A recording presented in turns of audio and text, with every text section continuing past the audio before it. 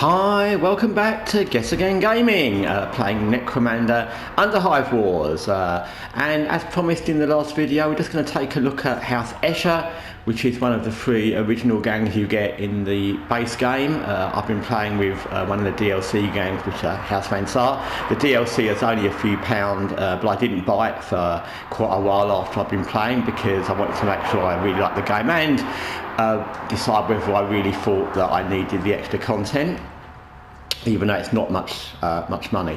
But this is one of the original gangs. I'll give you a brief look at the gang. As you can see, they're very different to Van Saar in how they look. Obviously I've made them more colourful, but you could make Van Saar colourful. You can adjust all the colours in your gang, but they're also, I'd say, more in tune with what you'd kind of expect for a kind of post-apocalyptic Mad Maxy kind of world, with the sort of feathers and the way they've got their outfits and everything. Let's just show you another. There you go, and you can see they all look pretty fierce. The colour things in this gang, because I was playing these a lot longer from earlier, so I made my leader in white, and I made the other principal gang members that I want to pick out in red. So like I said, with colours, it's completely how you want to do it. You can keep them all. My original base gang colour was yellow, from all the others that are yellow. Then I made my leader white because I just wanted a different look to her, to make her stand out. That was kind of an aesthetic thing. But then a bit later I decided that when I was playing, I would like to pick out on the board, just looking at it overview, a couple of different gang members that I use a lot, or I know their abilities very well, the ones I think are the highest ranked, I think, probably, and I made them red, so when I look at the overview I can always pick them out quickly without thinking about it.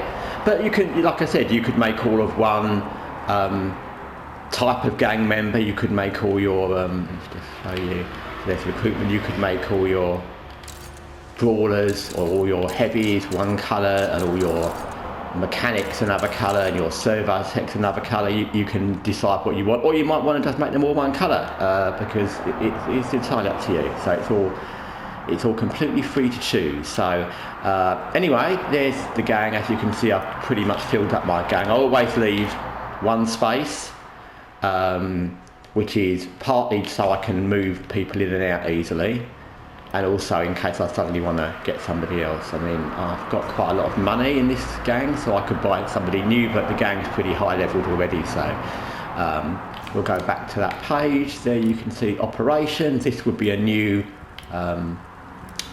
mission, a new level, a new sector, whichever you want to call it. They call it sector, and we've not started it really, so the resources on the left in that big box there, you can see the resources in the sector, because the whole point of going to each sector is to grab all the resources. So when you start a new sector, which is what this is, the resources are going to be full because no one's taken any, and the 3 lines under that, Sisters of Hysteria and the red and the blue gang, they're what resources they've stolen from this sector, and of course no one's stolen anything because we've not started yet. So there you can see the 2 available missions, and one's retrieval of machine parts, blah blah blah blah blah. One's cognitor extraction, and yeah, I wouldn't say that either of them are more beneficial. There's slightly more resources. You can see one's got 95, one's got 90. That one's got a few more things to pick up. That one's got less, but they're worth more. And it makes, like I said in other videos, it makes little difference really. You just want the things. If you get all the things, or the most of the things, that's much more beneficial than whether they're worth a lot. So it's more about planning to get as much as you can, because for the 1 extra barrel or 2 you might leave behind, that will negate the value or the extra 1 thing in that mission. So it's a 6-round mission, which is fine. We'll pick which one shall we pick? We'll pick that one, because we will, and it will say waiting for enemies, and it will just tell you where the other gangs have gone.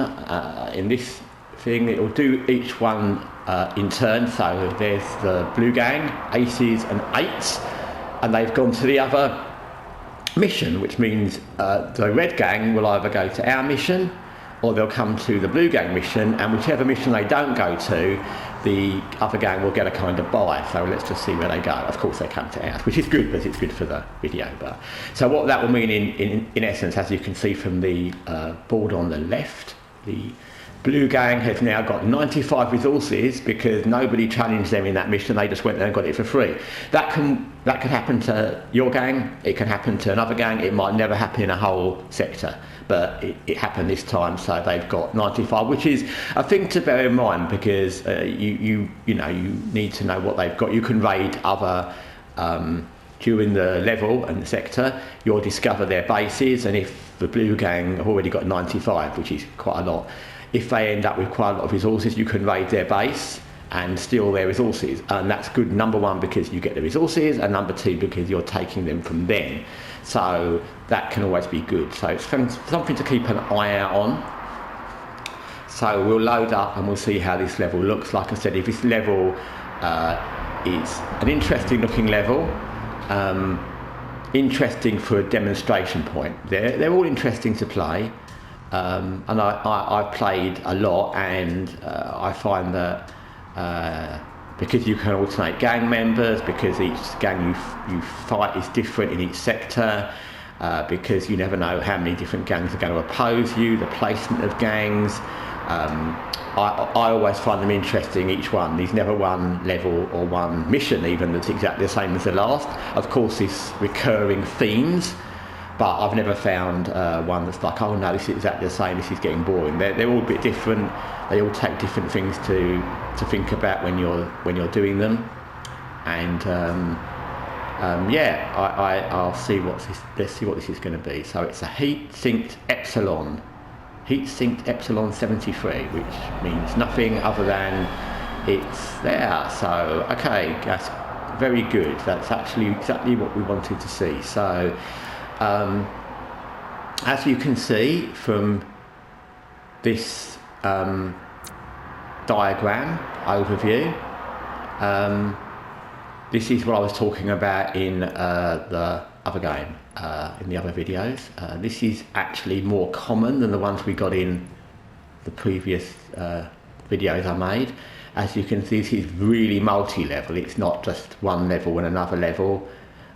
These countless levels, you can see these countless levels, lifts going to different parts, but they don't always go all the way up. Some go from the ground to the top, some go to a different floor.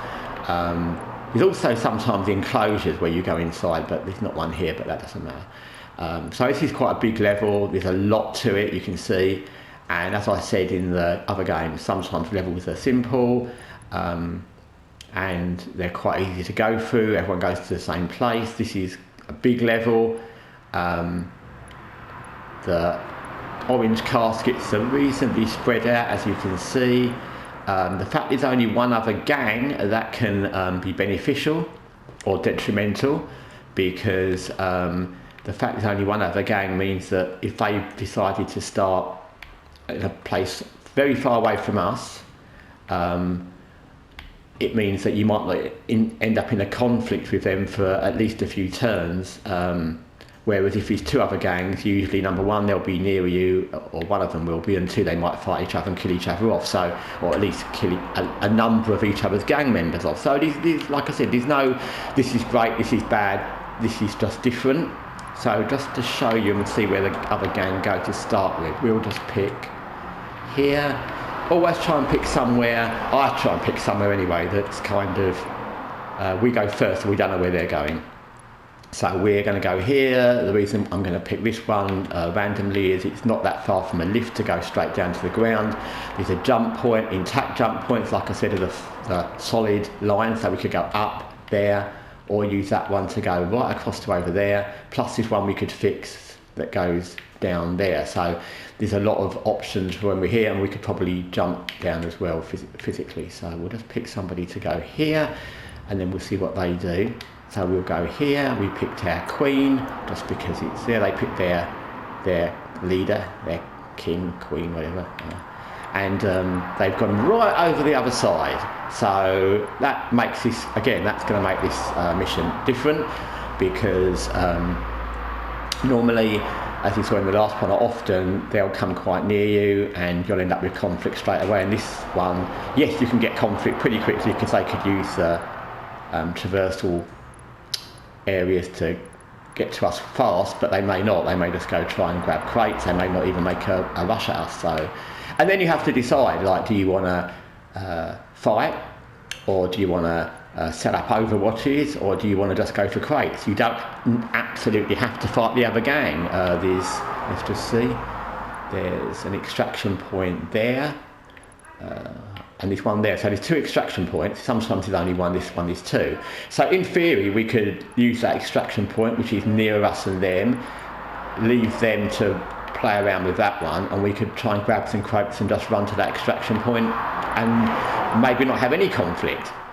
Like I said, the one thing I would say is you want to have conflict a bit, because you want to level up and get new HP action points for your gang members. So actually just grabbing crates and running off all the time isn't really beneficial, but it certainly doesn't hurt to kind of have a strategy where you know where you're going to go, and you know, if it turns out that it's going to be really annoying or awkward to fight them because they're far away and you can't be bothered to run all the way across there and fight them, or they start running for their own extraction point, then sometimes it's worth it because you've got another mission, is another day.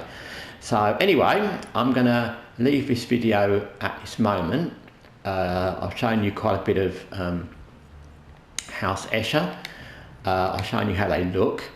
I've shown you the level, which is going to be quite dynamic, I think. And we'll place out other gang members in the next video, and then we'll have a little bit of a playthrough of this level, because it's very different to the ones we played before, and we'll just see how it goes. So thanks for watching House Escher, and I'll see you soon. Have a lovely day. Thank you. Bye.